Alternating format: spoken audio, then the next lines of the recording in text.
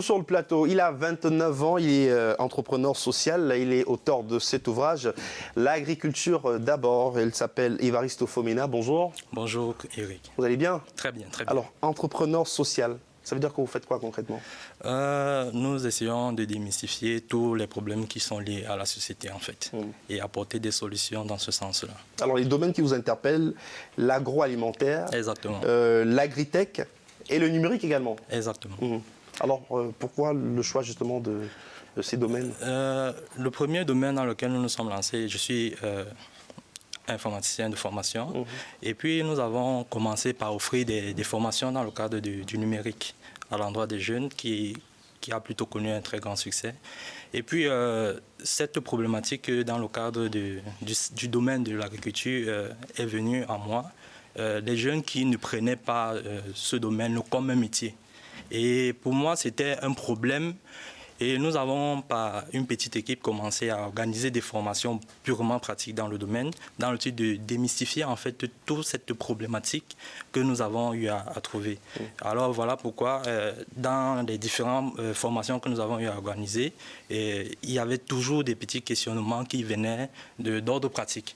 Alors je me suis dit, à un certain moment, il faut s'asseoir et essayer de mettre par écrit un produit qui va permettre à ce que, par la lecture, quelqu'un puisse pouvoir réaliser ses propres C'est un outil didactique, pédagogique.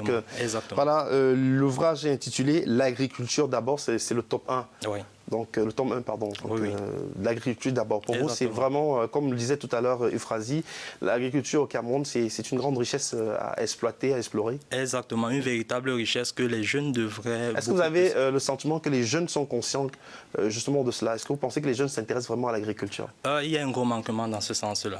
Et justement parce que... elle est encore considérée comme un sous-métier. Et justement, dans l'approche que nous voulons prendre, c'est de démystifier en fait cette situation qui arrive à stigmatiser certains jeunes, que c'est désormais possible de sortir du chômage en se lançant dans l'agriculture et de faire de ça un métier à part entière. Et quel est le conseil que vous donnez aux jeunes qui n'ont pas forcément accès au crédit dans les banques classiques et qui souhaitent se lancer dans l'agriculture? Il y en a qui habitent des villages, qui ont la chance déjà d'avoir des terres, voilà, des terres qui appartiennent à la famille, une petite parcelle. Quel est le conseil que vous pouvez donner à un jeune pour qu'il puisse se lancer dans les pratiques agriculturales? Déjà, le conseil que je voudrais donner, c'est de commencer quelque part.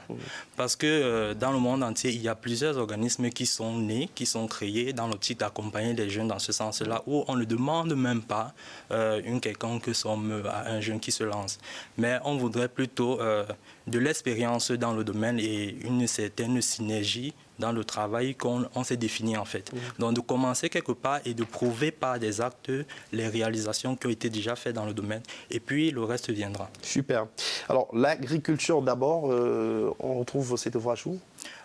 Il est directement commandé à partir des plateformes comme Amazon Africa, QuickShop. Et puis, nous sommes situés à Biémassi, après Camtel.